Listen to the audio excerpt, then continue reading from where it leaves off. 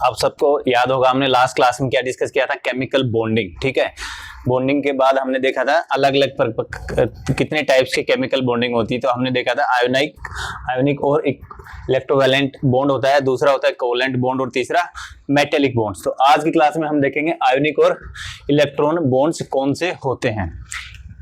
इसमें ionic bond हम इसको बोलेंगे। ठीक है, इसमें क्या होता है, ट्रांसफर और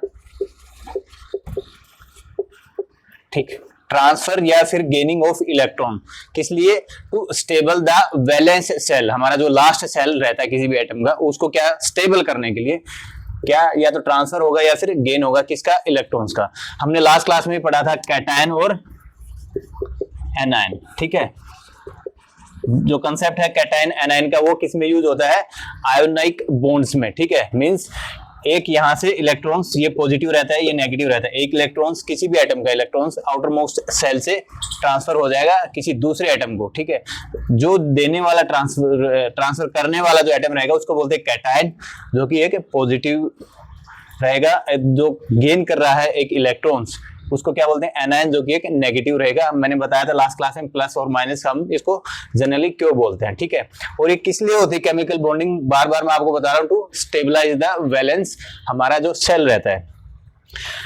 इसकी डेफिनेशन पे जाएंगे तो बोलेंगे chemical bond the bond formed by complete transfer of electrons from one atom to another atom to complete their outermost cell। ठीक है, complete their outermost cell, मैंने आपको जब लास्ट क्लास में डिस्कस किया था कि मैक्सिमम किसी भी सेल में कितने इलेक्ट्रॉन्स हो सकते हैं, उसका फॉर्मूला क्या है, 2n²।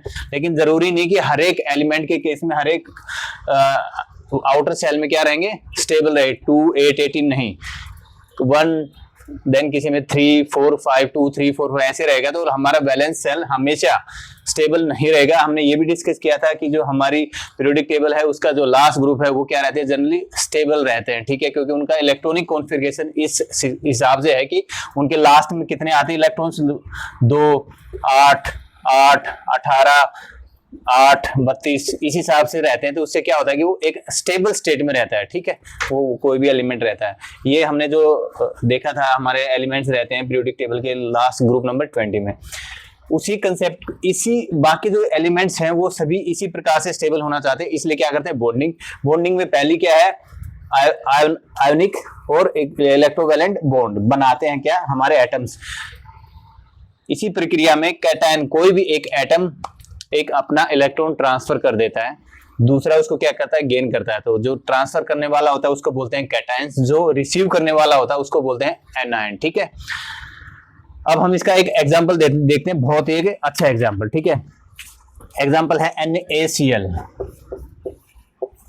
हमारे जो पीरियोडिक टेबल है उसमें से हमने 2 एलिमेंट लिखे हैं, Na सोडियम और Cl क्या होता है, क्लोरीन। ठीक है, हम यहाँ पे कर लेते हैं, आपको अच्छे से दिखाई दे जाएगा। NaCl, ठीक है, जो हमारा सोडियम है उसका एटॉमिक नंबर क्या है, Na का 11। ठीक है, सोडियम जो है Na, उसका ये क्या है, एटॉमिक नंबर। तो इसमें कितने इलेक्ट्रॉन्स हो गए, 11। एक फर्स्ट सेल में मैक्सिमम कितने आ सकते हैं, हमने डिस्कस किया था 2। सेकंड सेल में मैक्सिमम कितने आ सकते हैं, 8। इसके कितने इलेक्ट्रॉन बचे, 1। ठीक, तो इसके 3 सेल हो गए, जिसमें फर्स्ट में 2, सेकंड में 8, थर्ड में कितना आ गया, 1। नेक्स्ट हमारा है कैल्शियम Cl। इसका एटॉमिक नंबर कितना है, हमारा 17। फर्स्ट सेल में कितने आ जाएंगे, मैक्सिमम 2 हो सकते हैं, सेकंड में मैक्सिमम कितने हो सकते हैं, 8, कितने बचे, 7। ठीक, इसी प्रकार से बाकी एलिमेंट्स के भी भरे रहते हैं हमारे बैलेंस, जो हमारा सेल होता है उसमें इलेक्ट्रॉन्स होते हैं। ये एक बहुत अच्छा एग्जांपल है जो हमारा आयोनिक बॉन्ड को बताता है। इस केस में क्या हुआ, हमने देखा कि 281 287 क्या होगा, इसमें एक जो ये इलेक्ट्रॉन है ये कहाँ आ जाएगा, इस 7 वाले वैलेंस सेल में। तो ये क्या बचेगा, 2 और 8, क्योंकि एक इलेक्ट्रॉन यहाँ आ गया, ये क्या हो जाएगा, 2 8 और 8। इससे क्या हो गया, स्टेबल हो गई।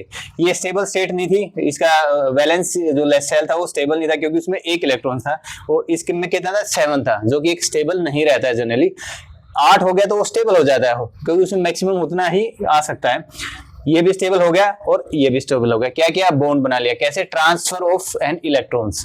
ये हमने एग्जांपल लिया था NaCl का। हो सकता है किसी का एग्जांपल सपोज 2 8 किसी में 3 हो, देन 2 8 5 हो, तो ये इसमें क्या करेगा 3 इसको दे देगा, ये बच जाएंगे 2 8, ये बच जाएंगे 2 8 8। ठीक है, तो अलग अलग जरूरी नहीं है कि जब एक होता है वही होता है, एक या 2 3 की हिसाब से कॉन्फ़िगरेशन के हिसाब से क्या करते हैं ट्रांसफर ऑफ इलेक्ट्रॉन्स कर लेते हैं और उसको बॉन्ड्स बना लेते हैं, जिससे क्या बनता है एक आयोनिक बॉन्ड। जब ट्रांसफर करते हैं ट्रांसफर इलेक्ट्रॉन्स को उस केस में बोलते हैं आयोनिक बॉन्ड्स। ठीक है, NaCl एग्जांपल हमने बहुत अच्छे से पहले भी पढ़ा हुआ है, NaCl बहुत जगह केमिकल रिएक्शंस में आता है।